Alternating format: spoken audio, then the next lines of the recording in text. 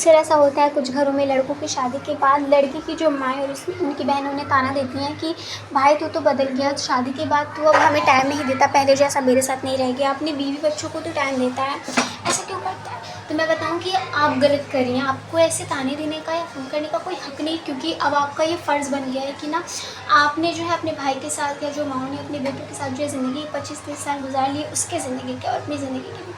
तो अब जो है आपका ये फ़र्ज़ है कि अब आप उसे अपनी बीवी बच्चों के हवाले कर दें। अब जो है वो अपनी बीवी को अपने बच्चों को टाइम दें, क्योंकि जो है वो जो पराई घर की लड़की है ना वो अपने भाई बहन, अपने माँ बाप, अपने सारे रिश्तों को छोड़कर सिर्फ उस एक शख्स के भरोसे पर आई है, जो शख्स जो है जिसकी वो दुल्हन है, जिसकी वो बीवी है, और आप जो हैं उसे टाइम देने से मना कर रही हैं। जो बहनें होती हैं ये भड़काती हैं कि भाई अब तो मेरे पहले से ऐसा टाइम नहीं देता, माएँ जो हैं वो इस बात से गुस्सा करती हैं कि तो अपने बीवी बच्चों को ज़्यादा टाइम देता है, हमारे साथ ज़्यादा टाइम स्पेंड नहीं करता। तो देखिए आपने जो है 25-30 साल उसके साथ गुजार लिया, अब आपका ये फ़र्ज़ है कि आप जो है उसको भी थोड़ा टाइम देने दें। मैं ये नहीं कहती लड़कों से कि पूरे तरीके से अपनी बीवी के गुलाम हो जाएँ,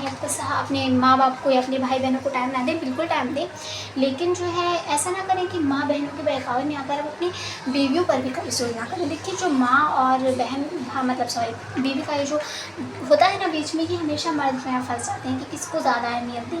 क्योंकि माँ भी ज़रूरी है, बीवी भी ज़रूरी है। तो मैं कहूँगी कि कभी भी बीवी के बहकावे में आकर माँ पर उंगली ना उठाएं, कभी भी माँ या बहन के बहकावे में आकर बीवी पर उंगली ना उठाएं, क्योंकि दोनों ही जो है ना आपके साथ हैं। एक ने अगर आपको पाल पोस कर बड़ा किया तो दूसरी अब आपके लिए उनको छोड़कर आई है जिन्होंने उसको पाल पोस कर बड़ा किया है। तो इसलिए आपका फ़र्ज़ है कि आप दोनों के लिए जो है वफ़ादार रहें, माँ के लिए भी और अपनी बीवी के लिए भी, दोनों के बारे में सेम चीज़ सोचें, दोनों के लिए जो है वो हक़ निभाएं जो आपका है उसके लिए, दोनों के लिए जो आपका फ़र्ज़ है उसे अदा करें। कभी भी ऐसा नहीं करना चाहिए कि आप जो है सिर्फ़ एक की साइड लें।